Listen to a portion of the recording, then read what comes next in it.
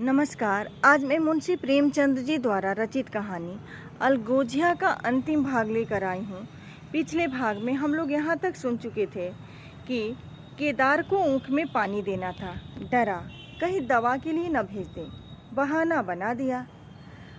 अब आगे की कहानी। मित्रों, आगे की कहानी प्रस्तुत करने से पहले आप लोगों से मेरा एक अनुरोध है कि अगर आप लोग मेरे चैनल को सब्सक्राइब नहीं किए हैं तो ज़रूर सब्सक्राइब कीजिए ताकि मैं पूरी कहानी आप लोगों तक पहुंचा सकूं।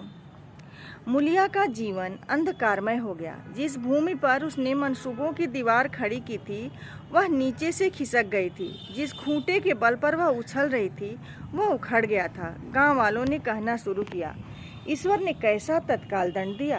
बेचारी मारे लाज के अपने दोनों बच्चों को लिए रोया करती। गांव में किसी को मुंह दिखाने का साहस न होता। प्रत्येक प्राणी उससे कहता हुआ मालूम होता था, मारे घमंड के धरती पर पांव न रखते थे। आखिर सजा मिल गई कि नहीं। अब इस घर में कैसे निर्वाह होगा। वह किसके सहारे रहेगी, किसके बल पर खेती होगी। बेचारा रघु बीमार था, दुर्बल था, पर जब तक जीता रहा अपना काम करता रहा। मारी कमजोरी के कभी कभी सिर पकड़कर बैठ जाता और जरा दम लेकर फिर हाथ चलाने लगता था। सारी खेती तहस नहस हो रही थी, उसे कौन संभालेगा। अनाज की ठांडे खलिहान में पड़ी हुई थी, ऊँख अलग सूख रही थी। वह अकेली क्या क्या करेगी। फिर सिंचाई अकेले आदमी का तो काम नहीं। तीन तीन मजदूरों को कहाँ से लाए। गांव में मजदूर थे ही कितने। आदमियों के लिए खींचातानी हो रही थी, क्या करे क्या न करे।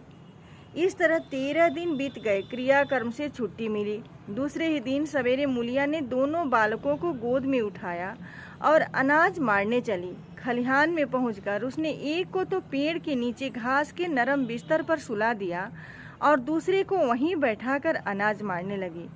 बैलों को हाँकती थी और रोती थी। क्या इसीलिए भगवान ने उसको जन्म दिया था।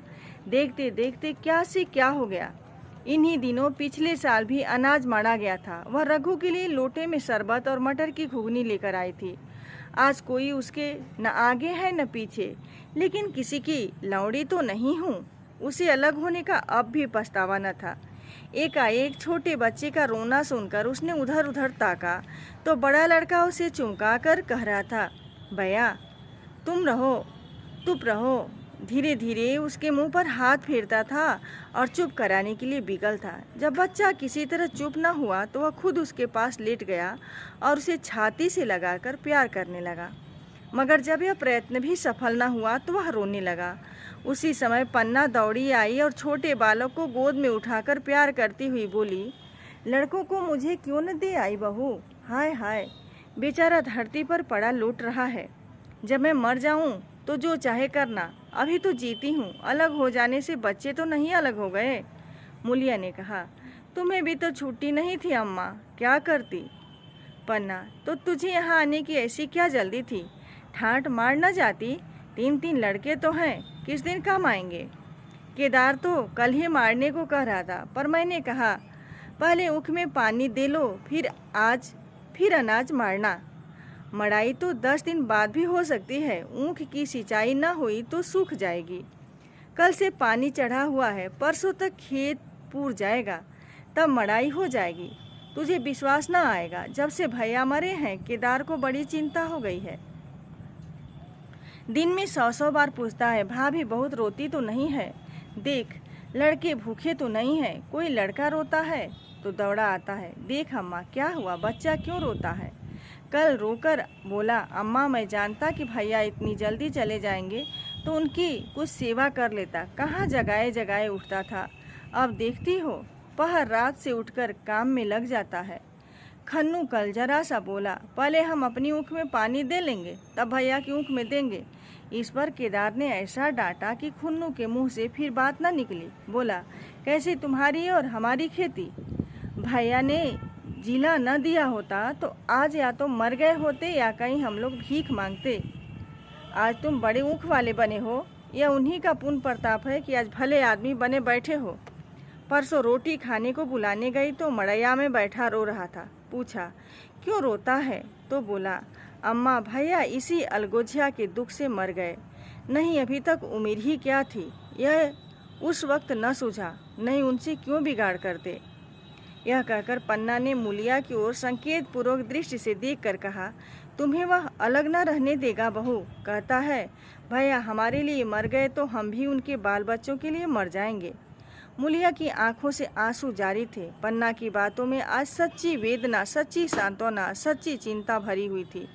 मूलिया का मन कभी उनकी ओर इतना आकर्षित न हुआ था जिनसे उसे व्यंग और प्रतिकार का भय था। वे इतने दयालु, इतने शुभेच्छु हो गए थे। आज पहली बार उसे अपनी स्वार्थपरता पर लज्जा आई। पहली बार आत्मा ने उसे अलगोजे पर धिक्कारा। इस घटना को हुए 5 साल गुजर गए। पन्ना आज बूढ़ी हो गई है। केदार घर का मालिक है, मूलिया घर की मालकिन है। खुन्नू और लक्ष्मण के विवाह हो चुके हैं, मगर केदार अभी तक कुंवारा है। कहता है मैं विवाह न करूँगा। कई जगहों से बातचीत हुई, कई सगाइयाँ आईं, पर उसने हामी न भरी। पन्ना ने कंपे लगाए, जाल फैलाए, पर वह न फंसा। कहता औरतों से कौन सुख। मेहरिया घर में आई और आदमी का मिजाज बदला। फिर जो कुछ है वो मेहरिया है। माँ बाप, भाई बंधु सब पर आए हैं। जब भैया जैसे आदमी का मिजाज बदल गया तो फिर दूसरों की क्या गिनती। 2 लड़के भगवान के दिए हैं, और क्या चाहिए।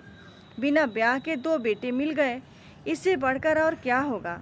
जिसे अपना समझो वह अपना है, जिसे गैर समझो वह गैर है। एक दिन पन्ना ने कहा, तेरा वंश कैसे चलेगा। केदार, मेरा वंश तो चल रहा है। दोनों लड़कों को अपना ही समझता हूँ। पन्ना, समझने ही पर तो है, तो मूलिया को भी अपनी मेहरिया समझता होगा।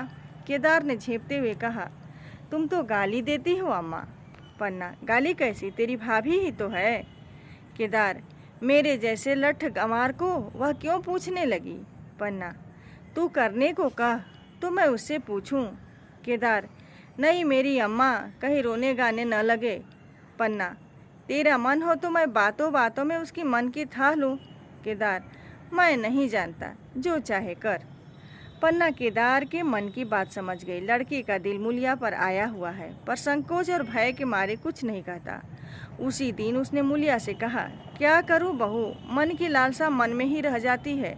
केदार का घर भी बस जाता तो मैं निश्चिंत हो जाती। मूलिया, वह तो करने को कहते ही नहीं।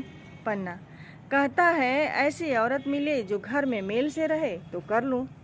मूलिया, ऐसी औरत कहाँ मिलेगी, कहीं ढूंढो। पन्ना, मैं तो ढूंढ लिया है। मूलिया, सच, किस गांव की है। पन्ना, अभी न बताऊंगी, मुदा यह जानती हूँ कि उससे केदार की सगाई हो जाए तो घर बन जाए और केदार की जिंदगी भी सफल हो जाए। न जाने लड़की मानेगी कि नहीं। मूलिया, मानेगी क्यों नहीं अम्मा, ऐसा सुंदर कमाऊ सुशील वर और कहाँ मिल जाता है।